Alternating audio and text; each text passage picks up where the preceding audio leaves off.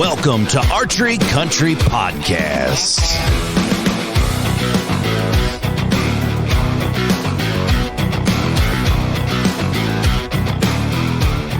Welcome, everybody, to Archery Country Podcast. This is your host, Waite, and this is an awesome podcast. Glad that you are listening in on it because we are going to do something and talk about something that I'm very, very passionate about. Archery hunting turkeys. Turkey 101, and we have one of the coolest cats in the business here. Needs no introduction, but I love introducing. He's from Minnesota. He's shot hundreds of birds with his bow. He's shot the Grand Slam. If you don't know what the Grand Slam is, keep listening and we'll tell you. It is a very, very awesome treat to have him. Ladies and gentlemen, Mr. Matt Dykes is in the house. How you doing, buddy?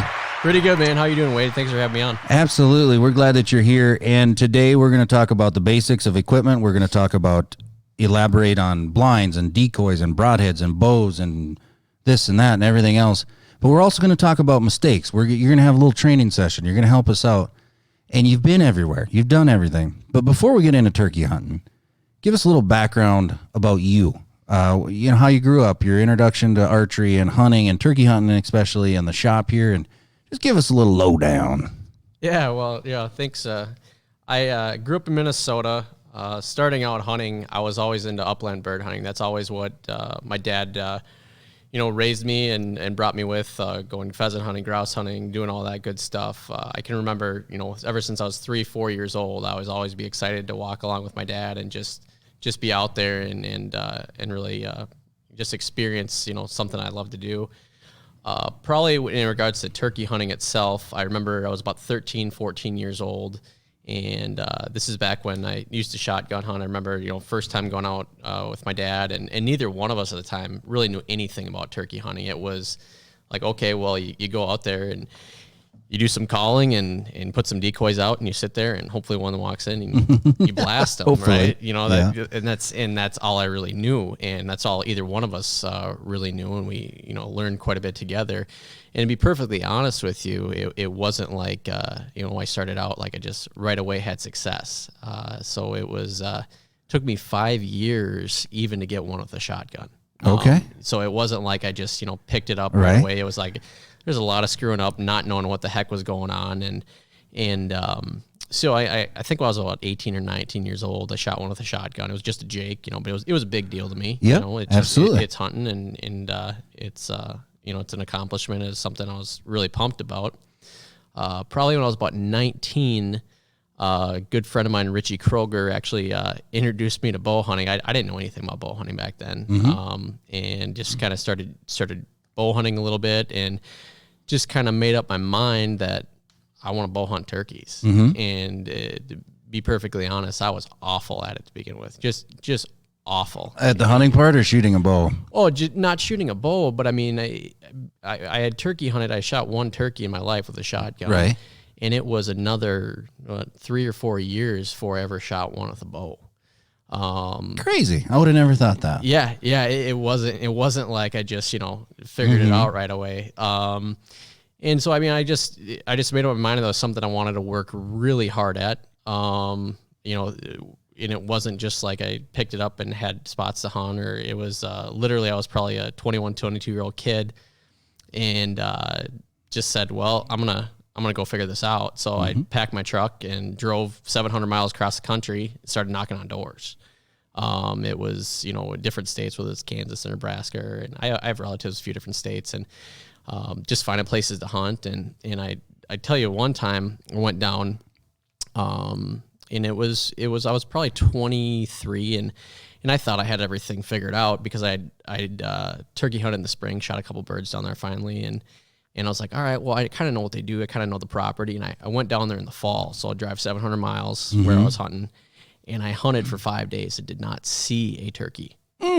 So that was a learning curve, a learning experience. I would say. But you look back and you learn, like, that's where you came from. That's where, it's I learned something from it. You learn, like, okay, animals move. They don't just hang out in the same place all year. They don't. And I think that's intriguing to listeners is it wasn't instant gratification. No. It wasn't like first trip out, shoot a bird. Second trip out, shoot a bird. Like you stubbed your toes and drug your knuckles for a long time before you had things going on. And then in the meantime, like your archery, then did you incorporate that into whitetail woods and everything else, or were you just strictly turkey hunting back then? Well, believe it or not, the first thing I shot with a bow was I shot a deer when I was, I think, 21.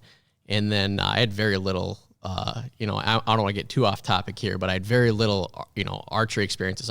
I practiced a lot of shooting, but as far as actually bow kills, I didn't have a whole lot of experience. Well, next thing I shot with a bow was a 500-pound black bear. So I go out with my dad, and first night, it was just this giant bear, and he runs off in the woods, and we're tracking this thing in the dark, and he's like, "Well, is he dead?" And neither one of us had ever tracked really anything with a bow, and we're walking through the woods at the 357, wondering what's gonna happen, But anyway, so yeah, it was so I did integrate a lot of different things as far as bow hunting. I mean, obviously, whitetail, did a lot of black bear hunting, everything's from hogs, javelinas, all different kinds of things, right. Bobcats, coyotes, whatever, just different things that I've, tried to shoot, or at least with a bow. Just right. It's what I love to do. You're in the same boat as far as I don't really have any desire to shoot anything with a rifle anymore. Right. I'd rather bow hunt, And it's nothing against this podcast. For those of you that are listening, we're not at all in any time. If we throw some slang out there about gun hunters, we're not against it. No, like we were brought up that way. It's just it's a choice now. I work in a pro shop. We shoot 3D archery events together. We see each other. It shoots all over.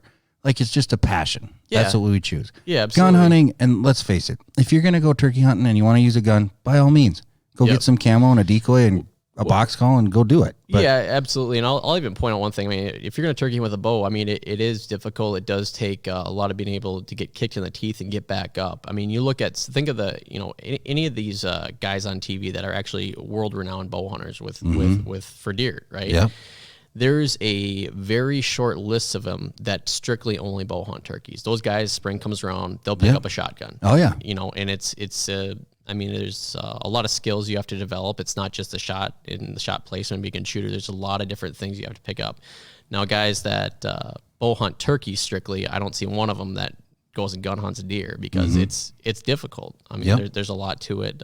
So it's, but it's all about, what makes you happy. And I have some very close friends and coworkers of mine that I've called for that love shooting with a shotgun. And that is as every bit as much fun to me as going out and shooting one myself, just seeing, somebody else be happy and have a great time. So that's what hunting is about, and that's what it should be about. So. Yeah, absolutely. So let's dive into turkey hunting. Okay. We have a lot of clients that are just now getting into it. They've been shooting their bows and they're like, how can I expand my season? Yeah. We say turkey hunting. Yeah. No, it's a general. It has grown immensely in the state of Minnesota over the last 15, 20 years. I'd say it's quadrupled in numbers. Well, yeah. I mean, when I first started turkey hunting, you could only hunt the southeast part of Minnesota, because that's the only place where birds were. It was a lottery. Yeah. And now it's like I would say 75% of Minnesota has turkeys in it. It's in some areas, and it's a lot more accessible. A lot more people are getting into it, which is great to see. So yeah, it's really grown. And it's a thing depending on the state. I mean, if you want to expand your season, that's turkey hunting is my main focus as far as hunting goes. But I mean, I whitetail hunt, bear hunt, all kinds of other stuff. But I mean, when I think about it, I was just counting the other day. I've shot turkeys in 8 different months out of the year. So I mean, depending on where you're hunting, crazy. It's I mean, there's you can do it essentially almost year round in different places if it's something you love to do. Now it's a different tactic and everything you use depending on the time of year, but absolutely. Yep. And a lot of people don't even realize that you can hunt turkeys in the fall. Yeah. They think it's just peak breeding or when they're strutting around and do that, but you can hunt them, like you say, you've shot birds 8 months of the year. Yep. In different states and so on and so forth. Yeah. So if I was to find you the morning you're going to leave, or the day before, and you're going to pack your truck, give me just a general on what, and this is strictly archery, what a newbie and maybe veterans that know what they're doing, maybe some items that they're missing. But and this is going to be a little bit lengthy, but just kind of run down, obviously archery, a bow, but just run through that stuff. Well, I mean, the number one key thing is Lucky Charms, Mott's, Medley's fruit snacks. They're excellent, and they're handy to keep in your pocket when you're hunting. Fruit snack. Yeah. A little disclaimer: we don't sell them here at the shop. Yeah, but no, I'm just kidding. Well, I am actually only partially kidding because they're excellent. But anyways, so no, if I was gonna pack my truck, I think what you're asking is if I was gonna pack my truck, what I'm gonna put in my truck for like a bow hunting turkeys, right? So what I'm gonna pack, number one, obviously my bow. Yep. I'm gonna have a ground blind. I'm gonna have my decoys. I'm gonna have binoculars. I'm gonna have my rangefinder. And I'm gonna have my calls. I mean, that's your basic, basic things that you need for turkey hunting. Now, depending on how in depth you want me to get, it can go into, what direction, whatever direction we're gonna go with this. How in depth, what. I think what we'll do is tell me what items we need, and then we'll break down each item. For example, like you just said, blind and everything else. Are you bringing camouflage for when you're running and gunning? Are you bringing black when you're sitting in the blind? Like, what's your arsenal of clothing? Well, as far as clothing goes, I mean, it's mostly black. The main thing you have to focus on is the top half of your body being black, black hat or dark clothing. Yep. I don't wear a face mask personally. I used to, but I have found that has interfered with my anchor point. So there's a reason I don't do that. I use face paint. So, I mean, as far as clothing goes, I do have camo. So when I'm out of the blind, I don't do a whole lot of running and gunning. That's just not my style. I mean, I've done it before. Occasionally do some of the turkey reaping and stuff like that. But it's all dependent on the time of the year, the scenario we're in. It's more of like a last day ditch effort type thing for me, because the moment you go doing stuff like that, you're putting yourself at a lot of risk for disturbing their patterns. If you go bust up a group of birds and you're not successful, well, you just screwed up their pattern. They're not going to do the same thing every day. My tactic is more, like a lot of observation and kind of watching what they're doing. But back into the clothing part, I would say that wear a lot of black, and then you just have camo as well. And the reason we're wearing dark colors or black in the blind, if you don't know this, turkeys can see color, and they're very prone to pick stuff out that's not norm. Yes. If you've never been in a gaggle of turkeys, you're going to have a lookout. You get a rat pack come in, there's always going to be a lookout all the time. I don't care where you're at, what time of the year, there's a lookout. Yeah. And they will pick stuff up. If you're wearing glasses in a blind and you get glare from the sun, I've seen it happen.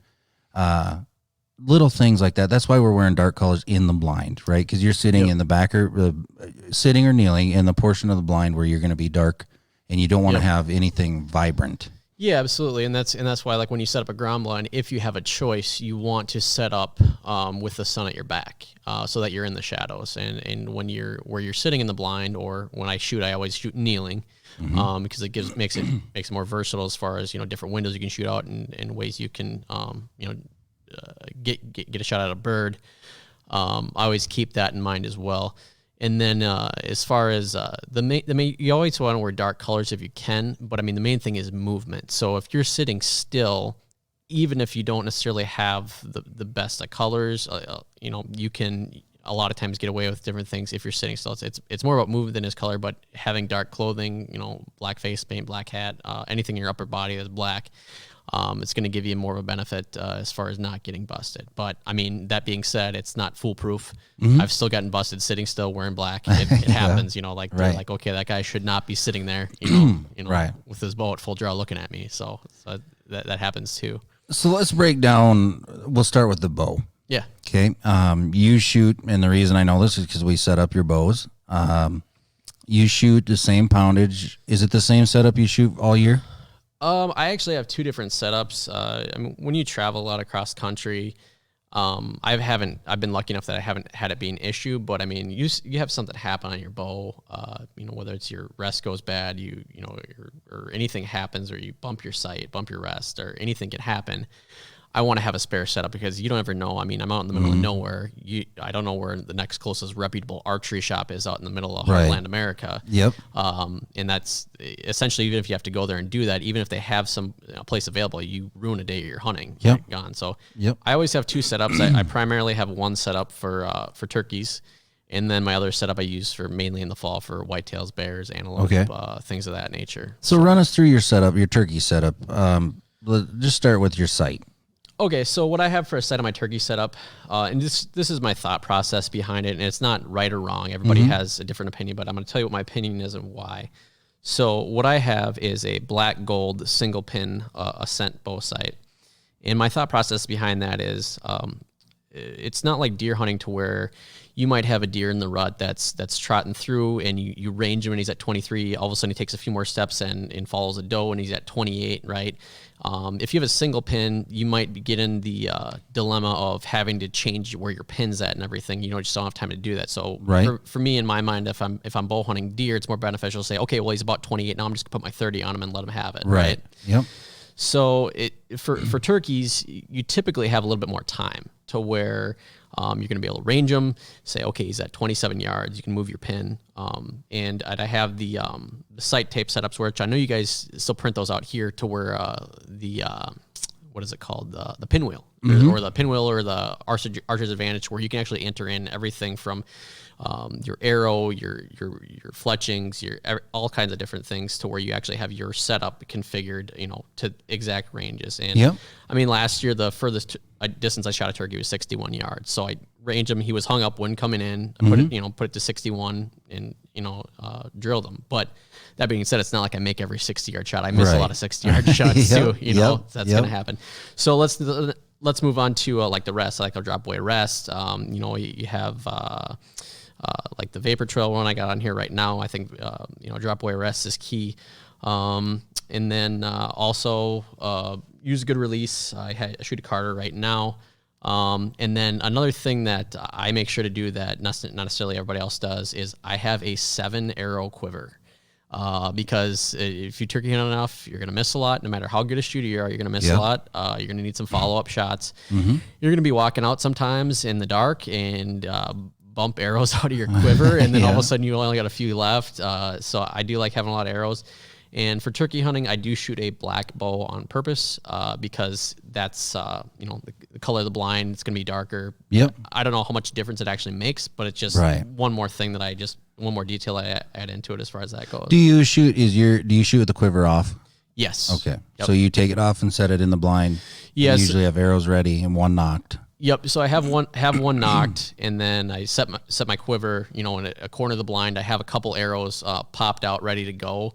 Happens so often, whether you end up shooting a double, a follow-up shot, you miss the first shot. I mean, I like I said, I take pride in being a good shooter, but I'm humble enough to admit that I've missed some easy shots. It happens. And if you watch Archery Country YouTube, then you see one of our fearless leaders in one of his hunts, how many arrows it took.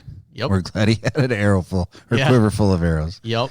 What are you doing are you hanging your bow, or do you have a kickstand set up, or do you use like a standoff of your stabilizer? What do you do for your bow?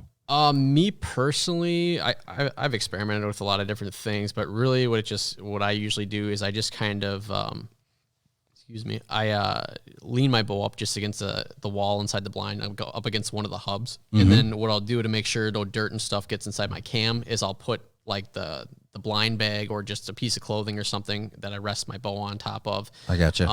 That way when you pick it up, it makes it a little bit quieter too, so you're not rubbing up against the ground or you don't got a bunch of dirt and leaves on your bottom cam and messing with it there. Right. And there are some aftermarket setup. There's some bow companies out there that they design a limb leg, we call it, where you can shoot with it on. Okay. But other than that, like one of we sell a lot of is a quick stand, but you want to take it off, and that's one more movement. That could be a little bit more noise. There's also some companies out there that make stands that come off your stabilizers.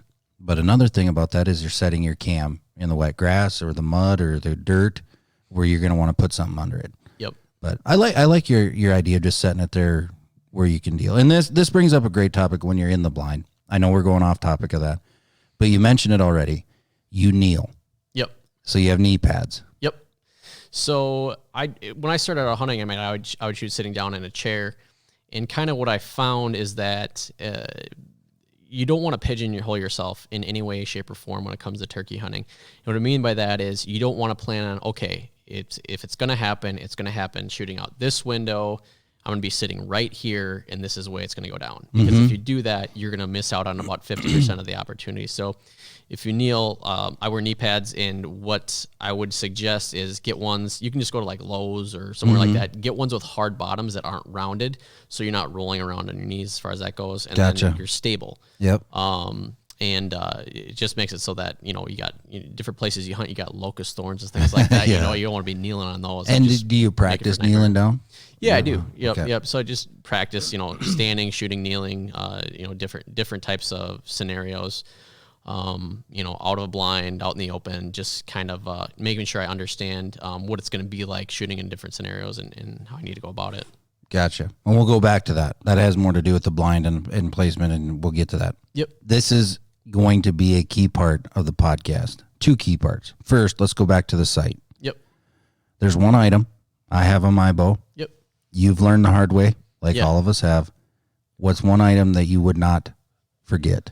One item that I would specifically not forget is a sight light. And the reason I mention that is because when you're in a ground blind, it's really hard for your sight, for that fiber optic to pick up enough light to where you can see your pin. And when you got your adrenaline going, you're at full draw, you're not going to be thinking, oh, I can't see my pin. I can't see my pin. You're just going to say, okay, well, he's at 10 yards. Let's let him have it. I can think back to a trip I did. This is probably 3 years ago. I almost just packed up and went home. I was so frustrated, but I didn't really realize what was happening until after I thought about it and put 2 and 2 together. Mm-hmm. Is I actually just nicked like 3 different birds within 15 yards in a matter of a day and a half. Because I was at full draw and I didn't realize it, but I couldn't really see my pin. The pin I have is a vertical pin.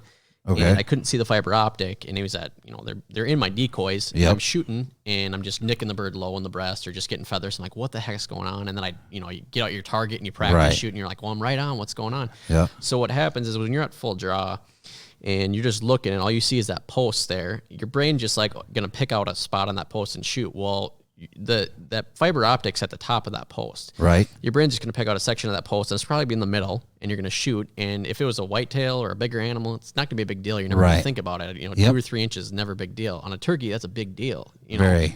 So I will make sure, and I still, forget to sometimes all of a sudden, turn my sight light on when they're coming in or different scenarios like that. And and there's times where does it matter as much? No, because it's so bright out or middle of the day where Right. it's not as critical. But there's a lot of scenarios where it's lower light settings, and it's something you don't necessarily think about. You have to make yourself do it to make sure that you have is definitely a sight light on your bow. Yep. And I've even seen, to the extent, some guys will have a little sticky note on the riser. Yeah. And it'll say light. Yeah. Not only for turning it on, but also shutting it off Yeah, when you're yeah. done. Yep. But that's a very, very important key. And there are some states you have to read your regulations on having a sight light. I don't know why. I don't get it yet, but we won't go down that path. So just Yeah. check your regulations if you're going to a state that may or may not allow you to use that. Yeah, absolutely. There's going to be a gaggle of listeners that are listening to this podcast for one reason. Right now in the archery world, everybody and their sister and their aunt and their grandma are worried about arrows. What arrows are we shooting? Turkey hunting, I know you, among some others, not a lot, but have extensively researched this. Yep. What are we running for an arrow setup? So I've shot everything from mechanicals to fixed blades. I'd probably say I've, over the years, probably tried about 20 different models of broadheads, shooting turkeys. Shot fixed blades, shot mechanicals. When I started out, I actually used to, I don't recommend it, I don't do it anymore. Used to shoot through the mesh on the blinds. And I found out the hard way that does change the course of your arrow, even at short distances.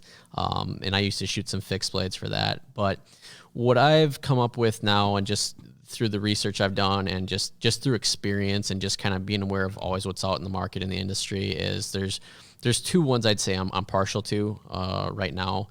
Number one, I've probably shot more birds with the Grim Reaper Whitetail Special. What that is that's a 3-blade, 2-inch cut mechanical broadhead, 100 grain.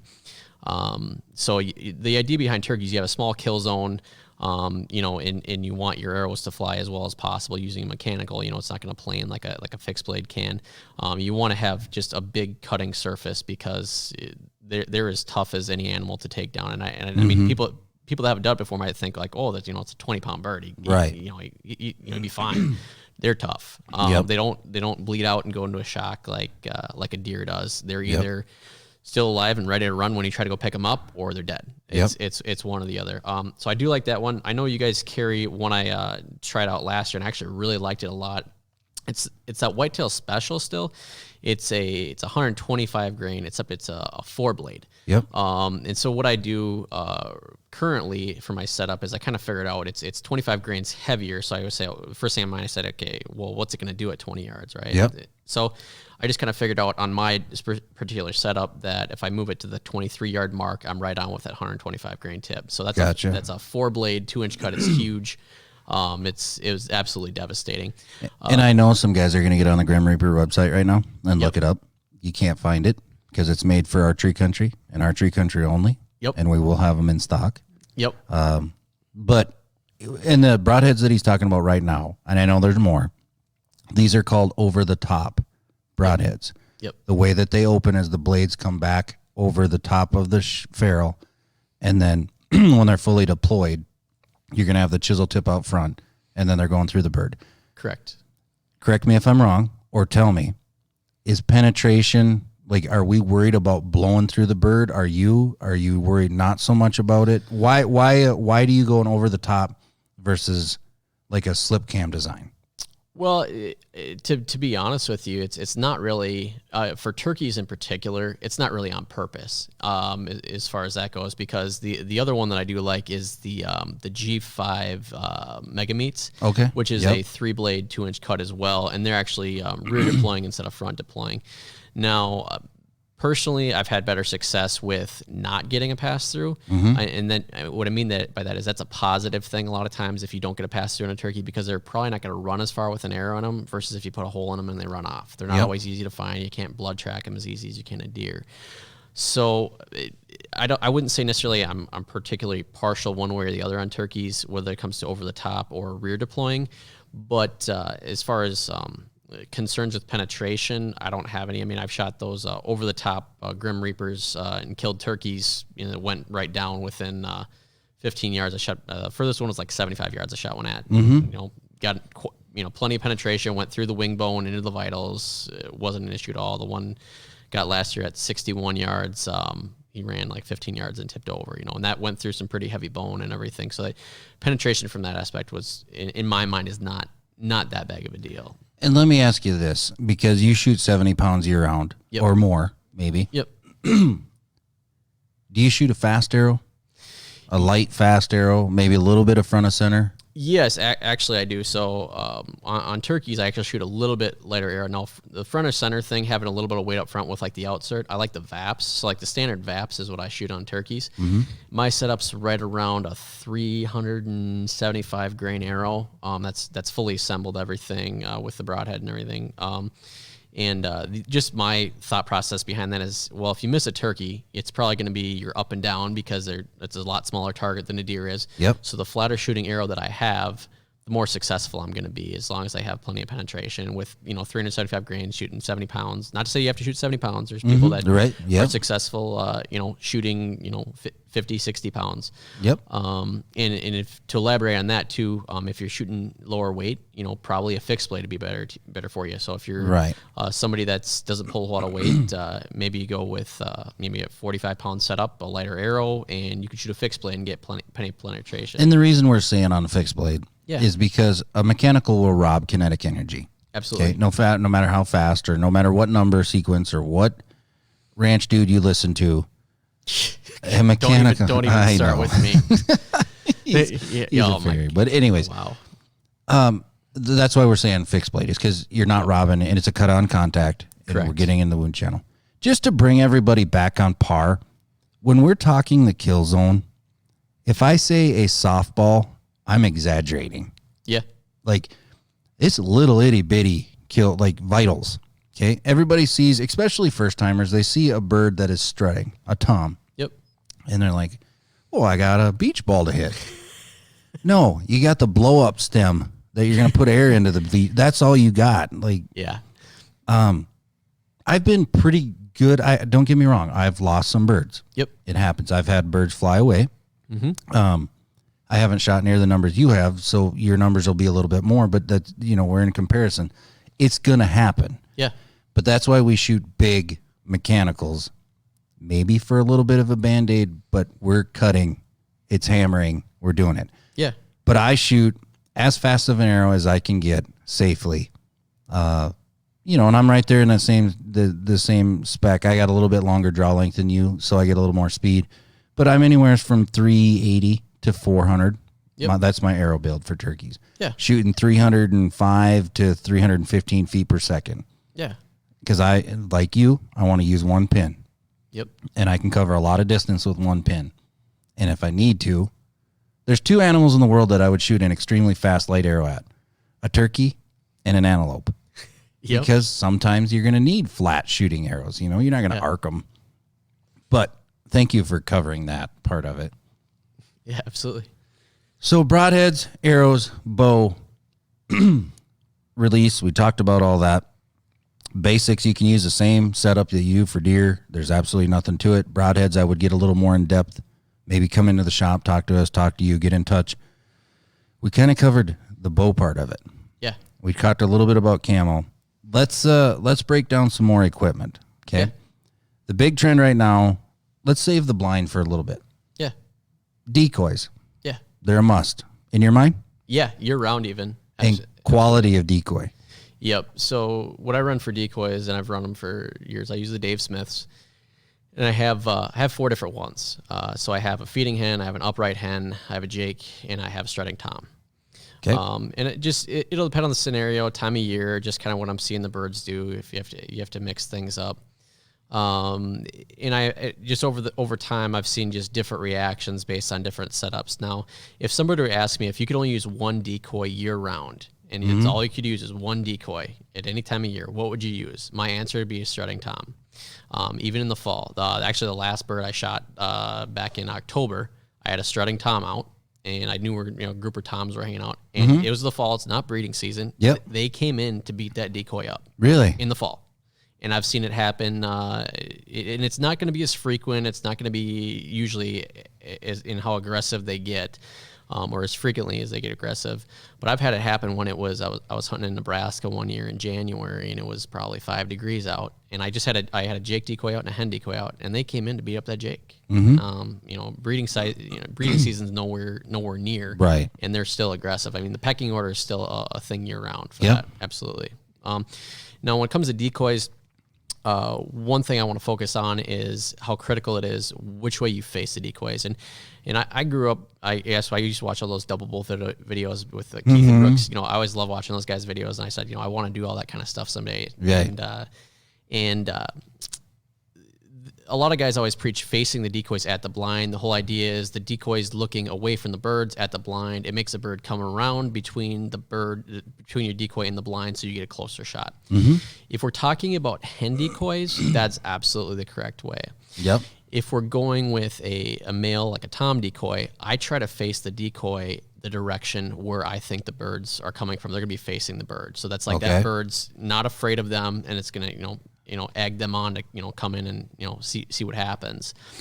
Also, as far as decoy placement goes, so let's just say I'm facing one direction, looking at my blind where I think my shot opportunity is going to be. And I think, I got some birds roosted maybe 200 yards to my right. If I'm looking straight up my blind, I will set my decoys slightly off to the left. So that way, if the birds see the decoys, they come in and they decide, they get maybe, 20, 30 yards from the decoys, say, well, I'm not sure I want to commit. That way they're not hanging up way out 50 yards away from the blind. They're hanging up at, 20, 30 yards, and you still get a shot at them. So that's just kind of just a basic tactic. Now, things happen to where they don't necessarily do what you want them to do or what you think they're going to do, but that's just one frame of mind that I go into, or that I try to, as far as my setup goes, that I like to make sure I do. Also for decoying, I think it's absolutely critical. So if you have a group of birds patterns, let's just say you have a tom or a group of toms or a group of turkeys that are walking, let's just say they're walking a fence line every day. And they're walking that fence line. The last thing that you want to do is put your decoys right where they usually like to walk. So the way a turkey thinks is they think of things in terms of, like, when you deer hunt, right? Do you ever set your deer decoy in the middle of the trail? Okay. Because why? Because, you might see it and say, well, I don't like this, I'm going to go the other way. Turkeys have a pattern. And they say, well, if I don't like something, I'm just going to go the other way and not continue going that way. So it's good to set decoys out, but don't necessarily put them right where the birds always like to walk, because you're taking away the one advantage you have. If you have a group of birds patterned and they like to walk somewhere, you still want to set decoys out. Just don't put them right exactly where they want to walk, because let's just say your decoys don't work. Well, you didn't scare them off, and they're still going to walk where they're usually going to go anyways. Gotcha. So you just got to kind of picture it in your mind like it's almost like a turkey trail or a section of a field they like to walk. Well, set them a little bit off to the side of where they usually like to go. So we did a podcast. Actually, our very first podcast, Archery Country, was talking about turkey hunting. Yeah. We had some guests, actually employees of Archery Country. We had John and Brandon and Jake, all successful, some of them on video.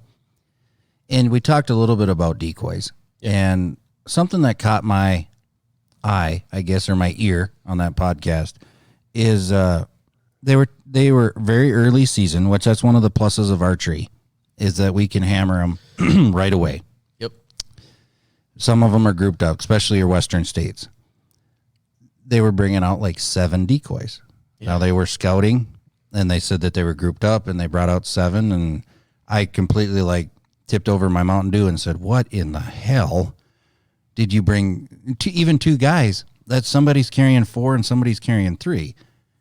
I don't ever use that many. I think the most I've ever had out at one time was 3. Yep. I don't know why I did, but I did.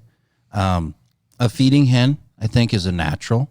Yep. An alert hen can be an eye grabber. Yep. I don't really get into the breeding hen. Maybe you can elaborate a little bit on that. I don't see it. Yeah, I mean, I think it's more of I wouldn't say it's a gimmick. I mean, I'd say it can be effective. I don't really use it that often. I mean, I've done it to where I just take my upright hen and just put it on the ground. So it's essentially the same thing. As far as reactions you're looking to get out of birds, so there'll be phases in the season to where birds are henned up. They're hard to call. Mm-hmm. So you have to think a little bit differently about what your tactic's going to be and how you want to get that bird close to you. So I think of one of the coolest hunts I had with my dad one time. We're at Stutzy's place. Okay, yeah. And I was kind of explaining to my dad, sometimes if the birds are henned up, you're not actually calling the tom, you're actually calling to make the hen angry. Mm-hmm. So a lot of times, what you do is you mimic the hen back and forth. You make her angry. She comes in to beat up your decoy. The tom follows her. You get a shot at the tom. And that's exactly what happened when we were out at his place. But anyways, what I've noticed with as far as reactions you get out of hens in particular, the upright hen will aggravate a boss hen more often than a feeding hen, because it's almost like challenging them. Right. And there's multiple thoughts behind that too. There frames of thought too. Well, you think about, okay, well, an upright bird, a lot of times birds are only upright and still when something is wrong. So there's multiple frames of thought. I've never had that issue to where they were necessarily alerted by an upright hen decoy. Yep. But I have had it where it's benefited me to where it pulled in that aggressive hen and the tom followed because of that. Feeding hen's more submissive, more natural, but it's not really as much of an eye grabber as far as the reaction you're going to get out of the hen goes. Do you think when we talk about decoy placement, elaborate a little bit on, a tom, we say 20-pound bird, right? Yeah. The height, the eye, when you're picking out a spot, and I know we're going to get into this with the blind, but when you're setting out the decoys, and a lot of times if I can't stress anything more on this podcast, scouting is a huge, huge tool. Yeah. We haven't talked about it a lot, but I will, if I have a 2-day hunt, I'll scout a day. And hunt a day. It's just, I know it sounds stupid, especially when you're driving 7.5 hours, but if you go in there looking like a clown, you're going to end up smelling like one. You know what I mean? Yeah. So scouting is huge, but when you got a spot, rather it be a strut zone or you're hunting birds that are going to come off the roost or travel patterns, what's your placement? One, how far? And then you touched a little bit about facing the decoys in certain directions, but are you painting a picture that you see in the wild? To tell you the truth, if I'm being completely honest, I am not particularly painting a picture necessarily based off something I see in the wild per se. I'm just kind of going off of what has been successful. It happens sometimes where Like early season, the birds they wouldn't come into all the way to the decoys. That hunt I did down south where I shot that double on those Rios. I had the strutter out for 2 days, and they look at it 100 yards and like, Well, when I ended up getting them was I switched it up and put a Jake out instead. That way they, sometimes early season they aren't they don't have as much testosterone built up to kind of beat something up. Yep. So as far as that goes, I'm not sure if you want me to elaborate in a different direction as far as like what my setup was. Just what works for you. How's your decoy setup? 90% of the time. Okay, so 90% of the time, I'll always have a strutter out, and I'll have a hen out, and I'll have the hen facing the blind or the window that I plan on shooting out of, and I'll have the strutter at a 90-degree angle to the hen. And if I can have it purposefully have the strutter facing the direction I think the birds are going to come from. Okay. So it's painting a picture, I guess, so to speak, that the hen isn't necessarily looking at them. So if that bird if those toms are actually more interested in the hen, they're going to think, okay, maybe the hen can't see me, so they want to get closer. Or if you're trying to get an aggressive reaction out of them, that tom's there, and he's looking at them, and they say, okay, well, let's throw down. Love it. So on your strutter, are you using a real tail fan? Absolutely. And you use the Dave Smith Yep. Strutter. They do have a really nice Jake strutter, or what they call a half strut. Yep. I know that there's going to be some people that don't have access to a real tail fan. Yeah. I would say your first bird, put on the wall, maybe. Yeah. The second bird, get it done. If you, it's very easy to do. Yeah. And we'll get into that. But like I cannot stress, and this is my opinion, air quotes. Yeah. Quality of decoy, and why not have a fan? Yeah. The sun glistens off of it. If the wind moves it just a little bit, it's the same thing when you look at a live tom. Yeah, absolutely. And there's even some theories out there. Turkeys see colors that we can't see and see things that we don't see. So there's even some studies that have been done to where they think like a dominant tom, like the way the turkeys see the colors, it actually in the sun glistens differently than, say, a Jake does. Okay.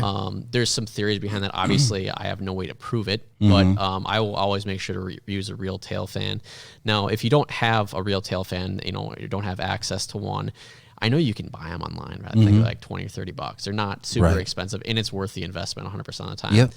One thing, if you're going to do that, I do recommend doing is at the base, like put some Bondo, because if that fan gets beat up in the wind, it'll tear apart and everything. So if you're going to do that, just have something to firm up the base so that way, it doesn't get beat up too fast. Yep. I love it. Decoys are set. We're ready to rock and roll. We got our bow tuned. We got our bow ready. We got our broadheads ready. Everything's going. We're sitting in something. Yep. 90% of the time. Yep. Now, there are going to be some big, tough, tattoo-wearing cowboys out there that say, well, I'm a runner, I'm a gunner. Well, bless your heart. That's awesome. Go do it. It's adorable. Like you say, you might bust them up. You might get a one chance. You're either a hero or a zero. Yep. And more times than not, it's going to be a zero. Yeah. Birds don't give away their location all the time, especially in the timber. Yep. And you can bust them. Yep. And you're not going to get a shot at a busted bird. I don't care who you are. Yeah. Maybe the next day or something in a different location, but we're sitting in a blind. We have a very, very cool blind that I know you got your eye on. Yeah. A blind is not a blind. Yes, you can go to other stores, big box stores, and you can save a little cash and you can get a blind. And is it going to work? Maybe. Mm-hmm. We've all killed birds out of blinds before. We got our hands on a Xenix. But what you brought to my attention, you were in the other day and you looked through the blind, and if you guys haven't ever met Matt, he's got a little OCD and he's very, very particular. And he walked out of the blind and he said, you know what? This is perfect. Absolutely perfect blind for turkey hunting. Yeah. Explain to me how important, why blinds, why different blinds, and then how are you setting your blind? Okay, so as far as blinds go, it's absolutely critical that you have one with versatile windows.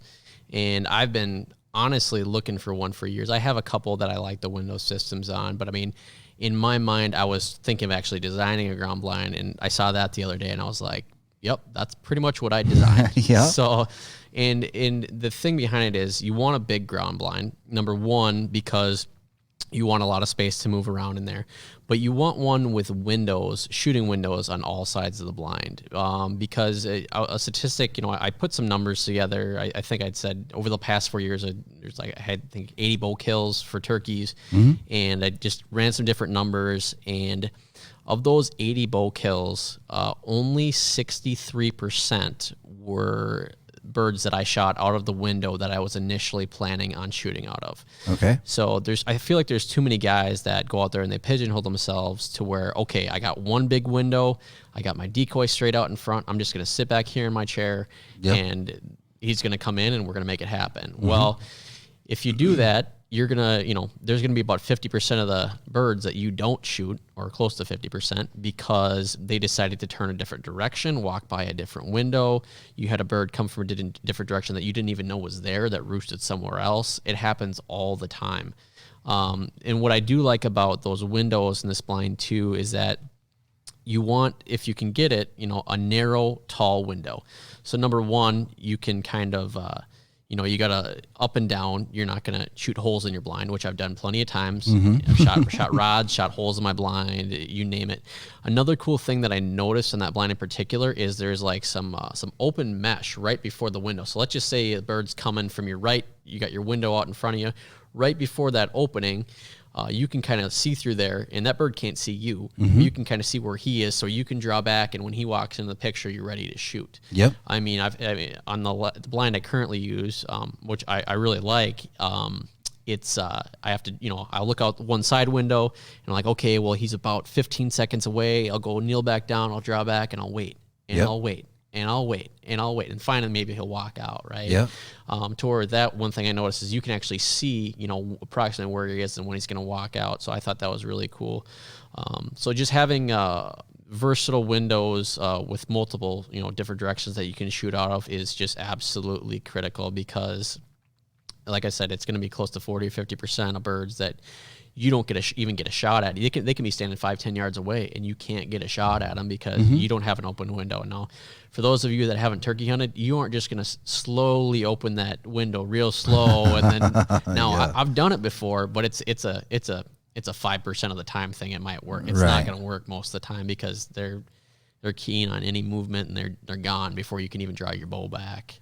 Absolutely, and another key feature that sometimes goes overlooked, unless you have private land and unless you're very, very sure that you're not going to bump birds at all, rather they're feeding or roosted, sometimes you can go put a blind out on private ground and it's there and you just walk to it, set out your decoys and go. This blind has the ability to backpack it in, and you can strap your bow right to it, which gets your hands free for hopefully you got a backpack or something with your calls or a vest, your decoys, you have mobility. That's another key feature and one of the great selling points of it. But it was interesting because we didn't pitch you on the blind. Like, we didn't say, hey, Matt, we're going to do a podcast with you. Come in and do it. You were off by yourself. You looked over the blind. You know what you want, what you, like you say, you're going to design. I think if you're going to have a lot of success in turkey hunting, it's worth the money. It's worth its weight in gold, Yeah, it's definitely worth the investment. I mean, when I started out, they didn't have blinds with a bunch of versatility as stuff like we have now, and blinds like that. It was pretty much you had one side of the blind that was all closed off, and then you open up one side, and you hope that bird comes in on that side of the blind. And there's some other ones that had some small windows out the back to where you could maybe get a shot, but a lot of time you end up shooting the blind. I've done it several times. With the tall windows, you don't have to worry about that. One thing, I don't want to get too far off topic here, but I want to allude to as well, is that when you set up your blind, or you pick a spot you're going to set up, it can be a matter of within 15 or 20 yards of difference. It's just like setting your tree stand when you're deer hunting. What tree you set in matters.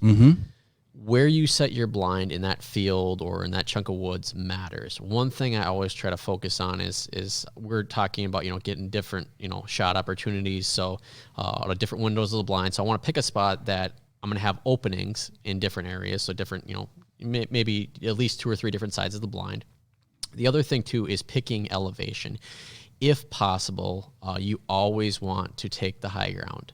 So that can be an open field, and it can just be like a little rise in the middle of that field.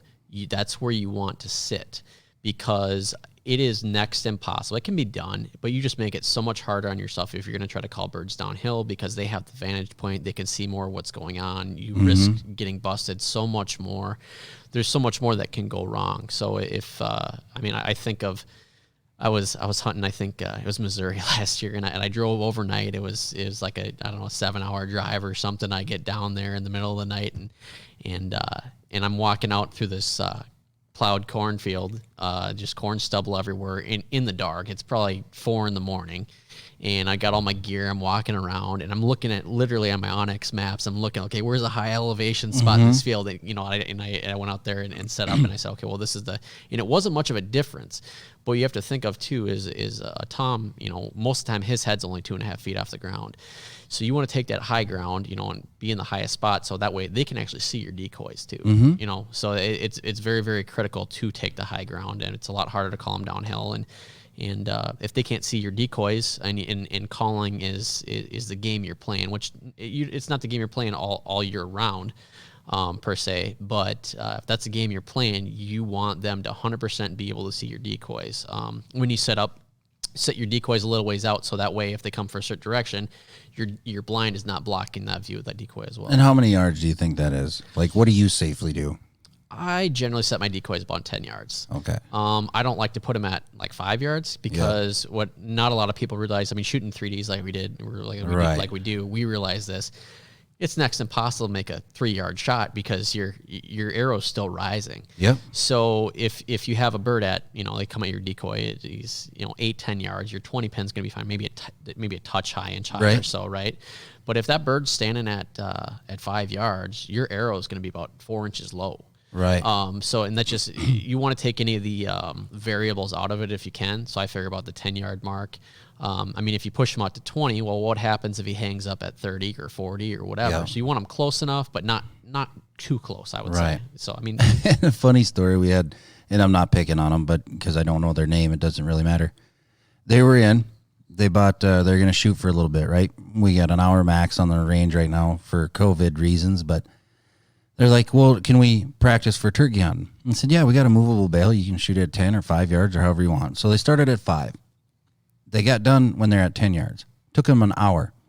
They come in the back over here, and they were super happy and smiling and giggling and goofing around, and we're like, well, how'd it go, guys? And they go, well, we got our 10-yard mark. And I said, in an hour? Like, well, yeah. The first half hour, we're shooting at 5 yards, and we couldn't hit the center. Oh, jeez. They didn't realize what we take for granted. Yeah. If you've never done it, and I know we've said it on previous podcasts, like, shoot your bow at 5 yards so you know what pin you need to use. Yeah. Unless you have an adjustable, like, believe it or not, you're probably going to move your pin down. Yeah. You can aim off, but we got such a small target. Why would you aim off when you can just set your pin? Yeah. Things are different closer. Yeah, that's a kind of funny story. Reminds me of one of my buddies down in Florida, guides for some hog hunting down there, and he had this guy from the UK come over, United Kingdom, and this guy was the president of their archery club over there. A guy had never shot anything in his life, but he said he shot his bow quite a bit. Mm-hmm. He tell the story. I retell the story so many times because it's just funny. And so they're stocking up on this hog and getting closer, and eventually they're at 25 yards. He's like, well, can you take him? He's like, well, let's get a little bit closer. Eventually they're like 15 yards, and he's like, well, take him. He's like, well, like, how close do you need to get? And the guy looks at him and goes, I'm deadly at 7. so some things we take for granted, or some things that we think are the norm. Not everybody thinks that's the norm. So that's kind of funny. So. Right. And I, long distance, you're going to have some long shots if you do it enough. Yeah. That's your own ethical deal. You can do whatever you want. If you're efficient, we have both shot birds at far distances. It happens. They hang up, and that it's a one-shot deal, and that's what you got. Yeah. So now our turkeys are set.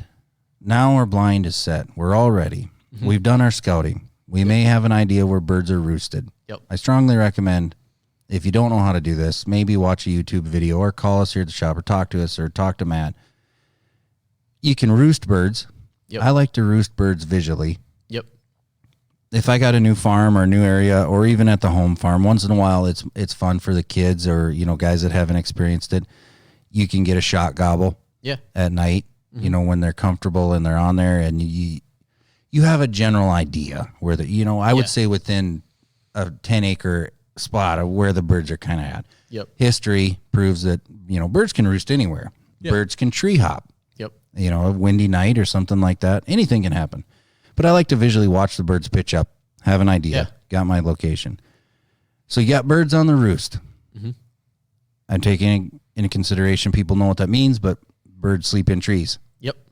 Turkeys they sleep in trees. So at night, they're up in the trees. In the morning, you want to get out super, super early, way early. Yeah. And you're set up. So birds, now all of a sudden, we're starting what we call our call cadence. Yeah. And one thing Matt and I talked about, and we're going to say it here, we're very good turkey callers. I've actually called in some competitions. A lot of guys at the shop have called. I've listened to Matt. I know what he uses. We use Woodhaven calls here at the shop and diaphragms, and we'll get into that. If you're going to speak the language, and I'm taking that quote from Primos, you have to be aware of when to call, what calls you're using at that time, what cadence you're going to use. And then I think one of the best calls in the world is your ear. Yeah. Listen to what the birds are going to, they're going to start gobbling. If you're in birds, yeah, right. And I'm talking hunting close to the roost. Yeah. Okay. So it's just now starting to get light. We're starting to hear some of those the gobbles that we treasure. Listen to them all year long. Yep. What are you going to do next? Typically, as soon as I hear them gobbling, then I'll usually call a couple times while they're still on the roost. Now, there's different people out there that have different opinions of this, but my main goal is to simply let them know that I'm there. Now, I won't usually do it right away, because if that bird hears a call coming from the field while it's still pitch black out, it's maybe a little bit of a red flag. Maybe not, but in my mind, that'd be a little bit of a red flag. So I'll wait until before they pitch down, and I'll just start doing some soft yelps, tree yelps, some people call them, until I get a couple of responses. I'll wait for them to respond to me twice, and then I know that they know I'm there and they know where I am, and there's a chance they might get down and come into the decoys. There's a chance they won't too. Mm-hmm. But that's just general my frame of mind as far as, if I have roosted birds, that's what I'm going to do. Now, we're talking spring hunting here, of course. Yep.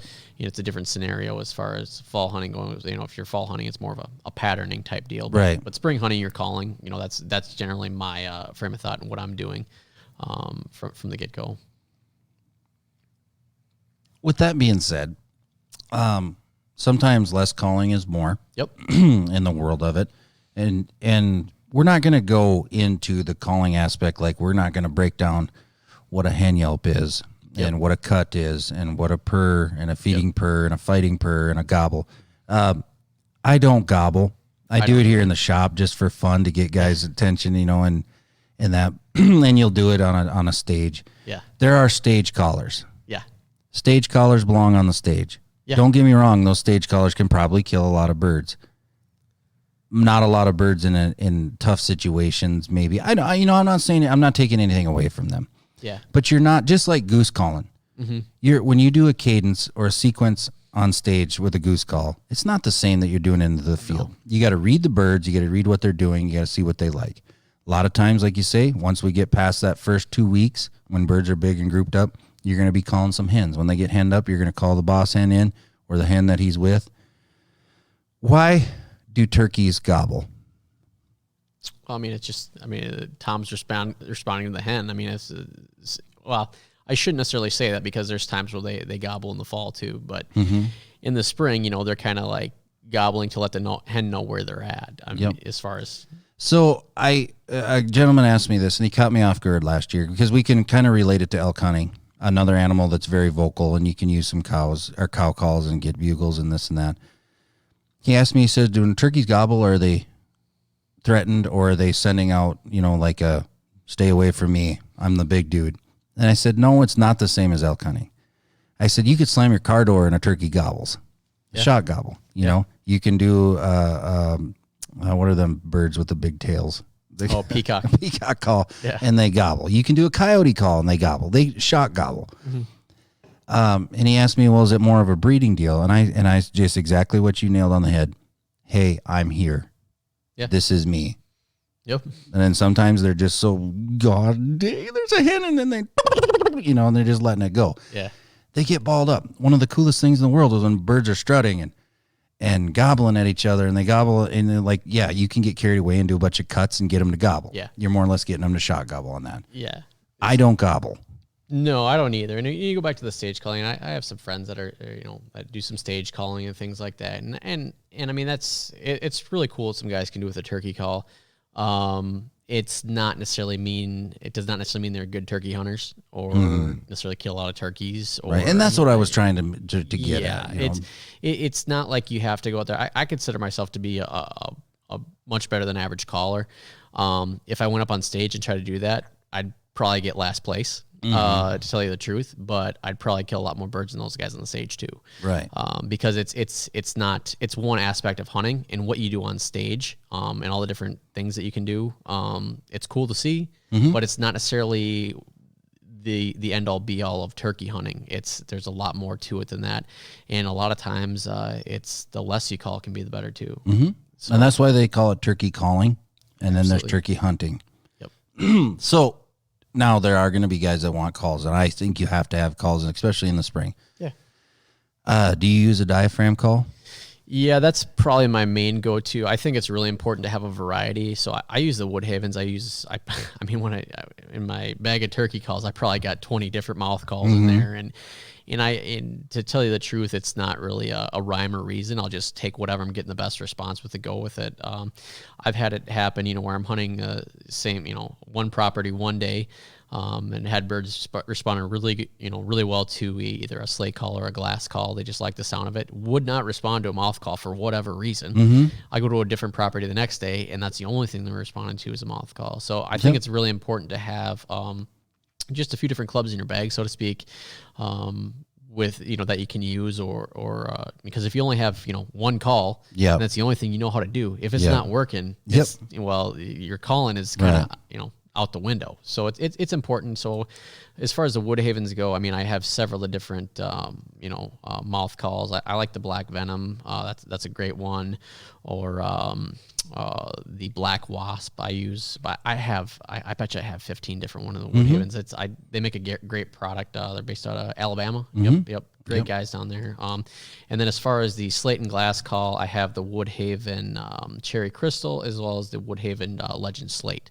Nice. And they all sound great, but the idea behind it is to just have a few different sounds, because you can, I'm sure, attest to this as well, as you'll have it happen where you're calling on one call, the bird just doesn't respond. You switch up calls, and all of a sudden he responds.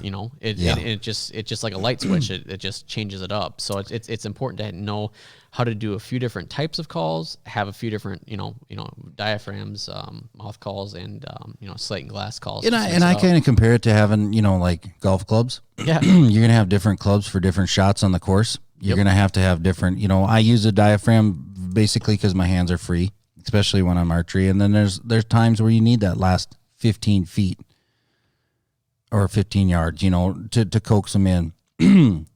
The loudness of your call, you're going to change the pitch. I always tell guys, when I get a diaphragm call, there's two calls in ones. You can flip that call over and go to a high pitch. Let's say you got a fang or something where it's really, really raspy boss hen, and I flip it over in my mouth, and now I have a high pitch young hen. You have different picks for your pots. You have different strikers. You have a lot of cadence. A box call is very easy. I only use a box call in one situation, and that's if it's extremely windy. And I need to reach out. I feel it creates a little bit crisper, sharper, but you can get the same sound on, like you're saying, a glass or crystal. Yeah. So I mean, I still have a box call. That's actually what I started using when first, even up in 8-10 years ago, or probably about 10 years ago. That's really all I was good at using, was a box call and maybe some slates. I didn't even know how to use a mouth call yet. So, but what I found is just my responses and my effectiveness at calling got a lot better when I wasn't using the box call. Now, primarily what I'll use a box call for now is not necessarily when I'm hunting. But if I'm trying to figure out where a bird's roosted, I know some guys like to use an owl hoot or a coyote call. I'll actually sometimes just bust out the box call and see where I hear the sound coming from, because it tends to carry a little bit further.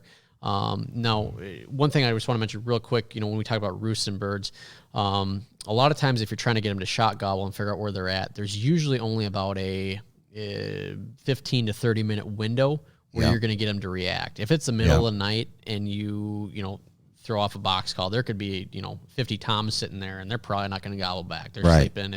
You have a window as far as when they're sitting in the roost before sunrise and after sunset. With that 15 to 30 minute window, usually where you can get the reaction out of them. After that, a lot of times they're not going to be as susceptible to reacting to that. Yep, I love it.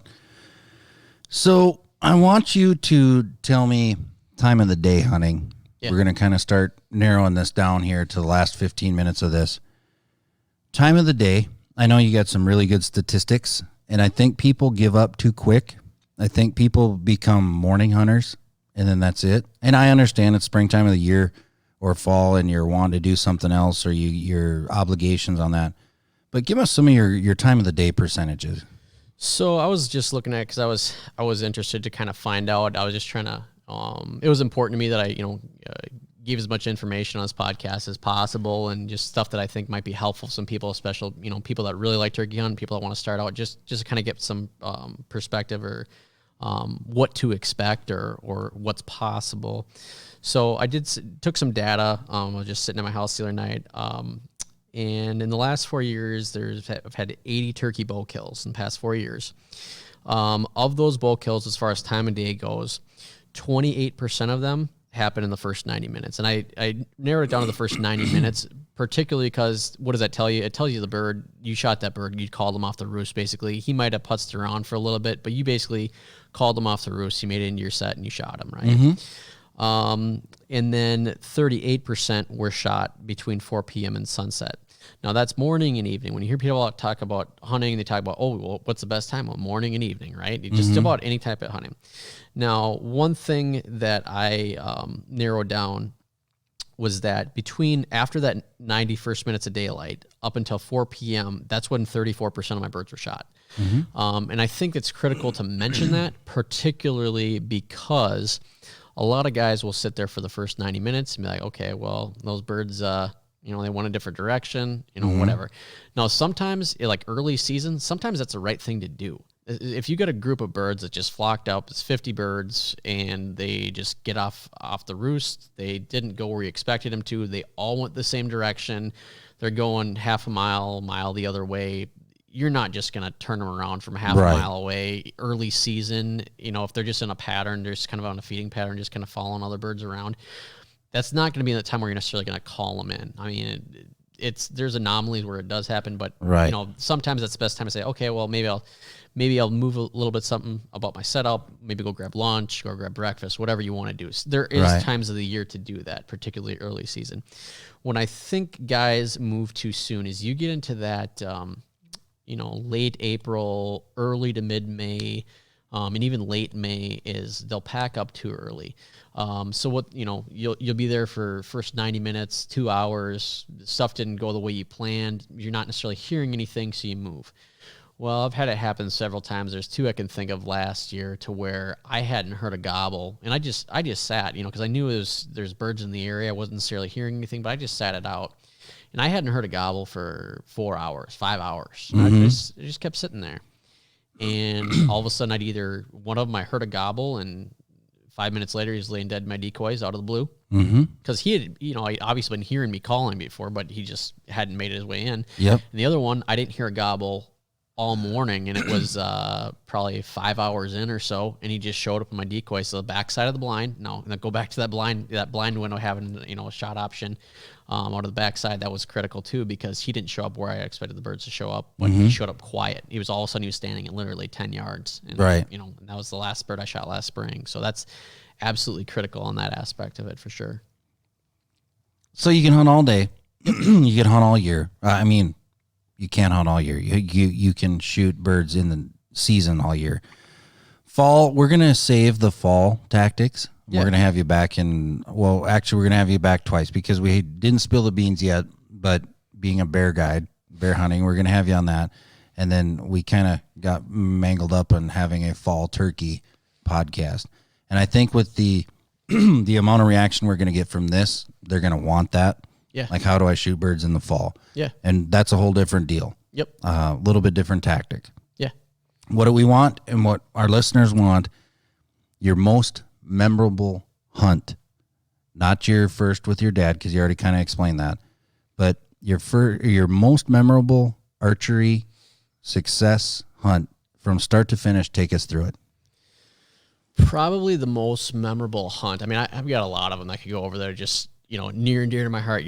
Anything in life, whether it's hunting, work, or just personal related, anything in life that's usually the most special to you is typically things you struggled with and had to work the hardest at and take, different kicks in the teeth. And one that comes to mind was probably last year. I was hunting the state about 700 miles south of here. I was opening weekend of bow season, and this is when the whole COVID thing started out, right? Yep. And they had the stay-at-home order, and well, I had my mind made up, like, there ain't nobody gonna stop me from turkey hunting. So yep. I just drove through the middle of the night, cross state lines, and it was an area that I actually had hunted quite a bit before in the past, out in the middle of nowhere. And it's like I had relatives that I could have stayed with in the area, but it was that kind of a touchy thing with the whole COVID thing that, I didn't really want to ask anybody to stay with them, because it's like, well, you know what they're going to say, or if you're going to make anybody feel awkward. So I just pitched a tent out in the middle of nowhere, out in the middle of the country, really cool property that I like hunting.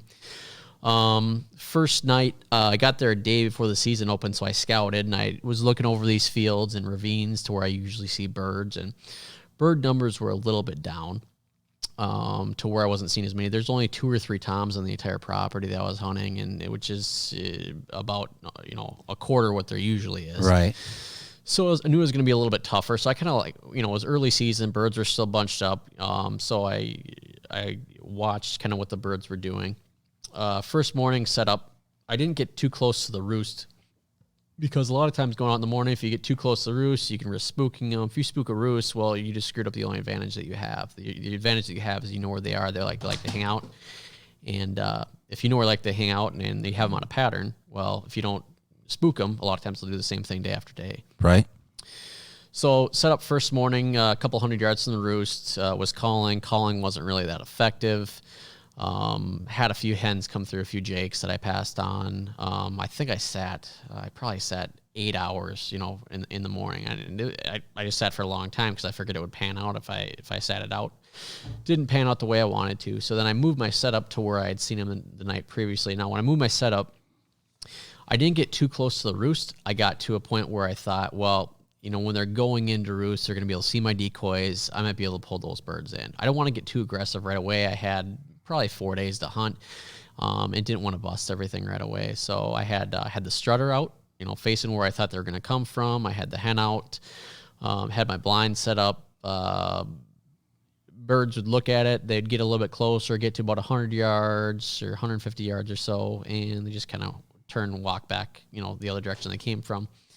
I just let them go to roost. I didn't, try to get any closer or set up in the morning like that. I actually didn't even hunt the following morning. I just left them alone, because where they were going in the morning was a place that was going to be hard to get to without bumping them. So I just let them do their thing. I purposely did not hunt. I let them get down, go away.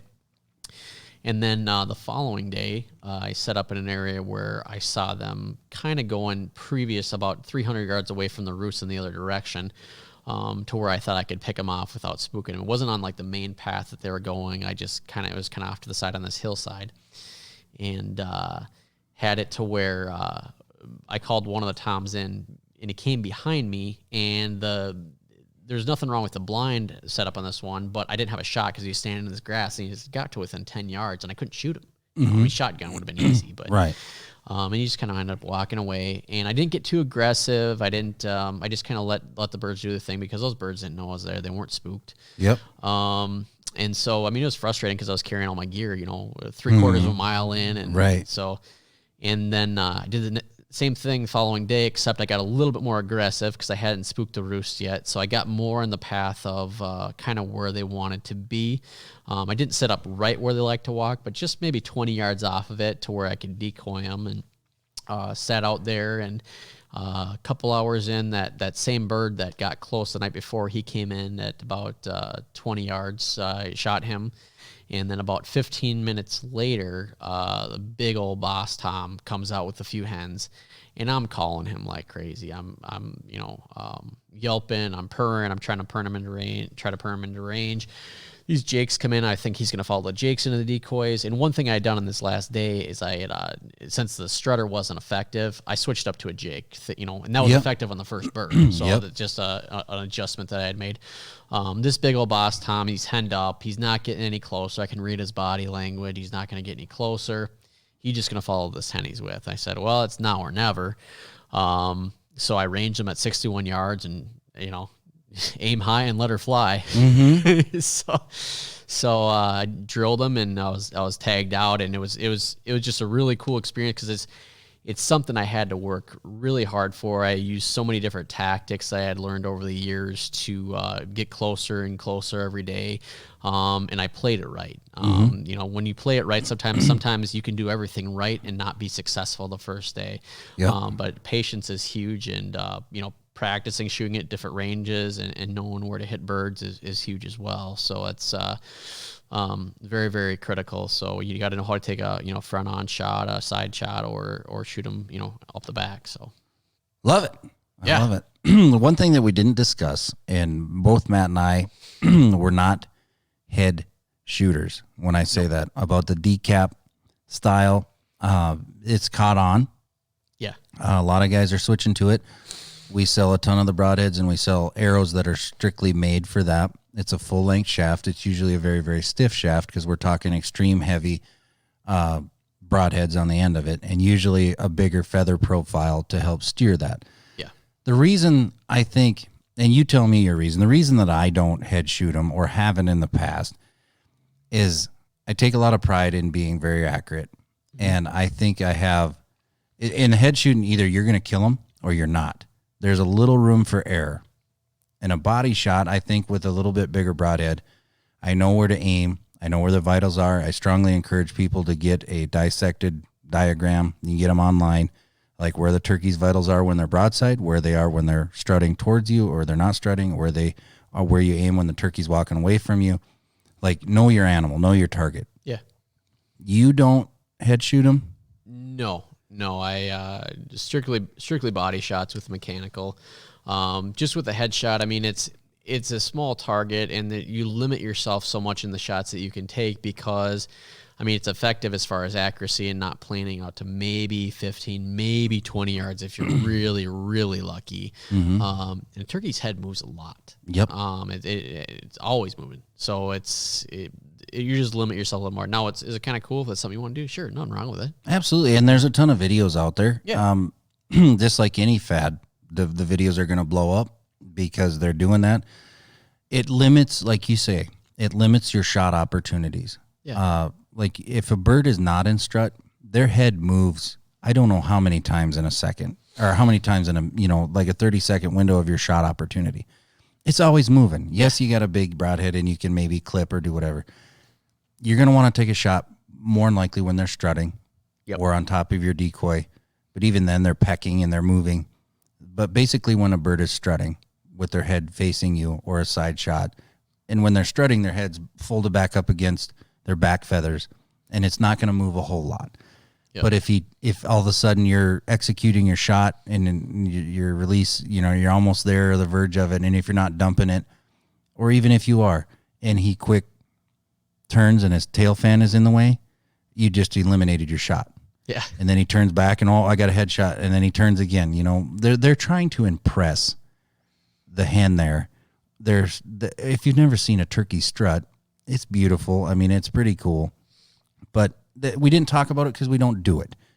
A lot of guys do it. A lot of guys are successful. To each his own. Yep. I mean, I don't know if you wanted me to cover real quick, just basic shot placement real quick. We can do that too. So there's, basically three different shots. I mean, if we're going to break it down. So you have the front on, you have the facing away, and then you have the broadside. And I, like Waite had said, I highly, highly recommend studying different diagrams, but there's a few things that I think it's important everybody thinks about when they're actually executing the shot and to kind of know what you're doing. So if the bird is broadside, there is, whether they're full strut or not strutting at all, there is some like copper barring on their wings. It's like a shiny spot with copper barring. If you hit just above that copper barring and that little black patch of feathers, that's approximately broadside where their vitals are going to be. If you hit low and actually hit that shiny spot, you're probably going to break wings and legs, which is not a bad thing. But as far as just kind of focusing on where you're going to hit, that's kind of where you want to focus on. Birds facing away, that's a really good shot to take. Now, one misleading thing that I've heard some people say is they say, oh, you get about an 18-inch margin of error up and down where you can hit them. Technically speaking, yeah, but I have had it happen so many times where my arrow deflects if I shoot up higher, and like say if I shoot in the middle back, it'll deflect off those back feathers and just go off into no man's land, and you don't even penetrate the chest cavity. So if they're facing away from you and they're not strutting, I always face on where or focus on, I should say, where the tail feathers come out of the body. Right where the tail feathers come out of the body, just above that, maybe an inch above that, is where you want to aim. Because if you actually, spin the bird around 180 degrees, that's going to go through the center of the chest cavity and get all the vitals you want to get. Last but not least, this is actually probably my personally least favorite shot to take, is the head-on shot. Now, some guys would say, well, why? Well, it can just be a little bit misleading how a bird's body is actually faced when he's head-on. Because that bird, you want to aim just above the beard, center of the chest. That bird, could actually be turned a little bit sideways, one way or the other, and you might go in dead center, but he's actually a little bit turned, so you don't even penetrate that chest cavity. So one thing to focus on, your up and down is always going to be the same, below the wattles, above the beard. You want to focus on splitting your arrow between where his legs are. So the left leg, right leg, that arrow left to right, you want to put in between his legs, because that's generally going to be center mass or where that bird is. So that's just another thing to focus on, because those birds spin and turn and move a lot, turn their feathers different ways. The thing that remains constant, something that doesn't remain constant is where his feathers are. But where his legs are, if you kind of split the arrow between where his legs are, left to right, that's going to be center mass of that bird. So that's just kind of what I recommend. And I've learned the hard way, just like anybody else has too. I've made some bad shots and just learned the hard way. So love it. Let's ask this question, and we won't get too graphic. You see a lot of videos. Yeah. Guys will shoot a bird, and the first thing they do is they run and then get on the bird, or, get on the head, or whatever you want to do. Yeah. Are you doing that? Like, as soon as you see the impact and you see that if the bird's there flopping or if the bird's going to go away, are you grabbing another arrow just in case, or are you running to the bird? First thing I'm doing is I'm grabbing another arrow right away. Now, I mean, obviously, if you drill them, they do a back flip, and all of a sudden they're laying there flopping. Well, we got nothing to worry about. But if that bird either runs out of sight or runs off, or is just laying there with its head up, or I'm putting another arrow in it. Doesn't matter. I'm always doing it. And one other statistic that I had taken was the percentage of birds that I shot that either required or a follow-up shot or some sort of a tracking job was 31%. So that's, and I take pride in being a good shooter, but it's not always the perfect scenario. So general rule of thumb is if that bird runs off out of sight, I'll wait at least an hour. Okay. And my thought process behind that is they're not just going to bleed out like a deer does all the time. They're not, they're either going to be alive and ready to run, or they're going to be dead. So I'll wait at least an hour, and I will, when I track, I will have an arrow knocked, walking really slow. Usually you'll find them bedded down under a brush pile or something of that nature, trying to hide. And the moment I can see them and get an open shot, I shoot them again, whether they look like they're dead or not. Because I've had it happen a handful of times where I thought, oh, that bird just laying there dead, because I thought it was dead, and gets up and runs away from me, which is just a whole nother frustrating situation. So that's what I do. That's what I recommend. So just always be ready to take a second shot until you know they're dead. I love it. Matt, this has been a pleasure. I appreciate it. I know we could go on and on and on and on and on.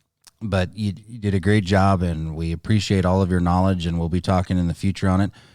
On behalf of that, if you have any questions, come into the shop. We'll get permission from Matt as far as communication from the shop to him. Maybe we'll have him in here doing some seminars and stuff like that.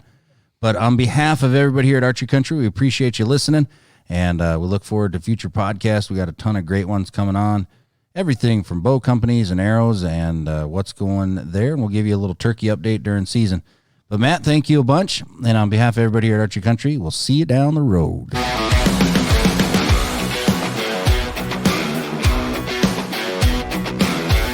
Thank you for listening to Archery Country Podcast.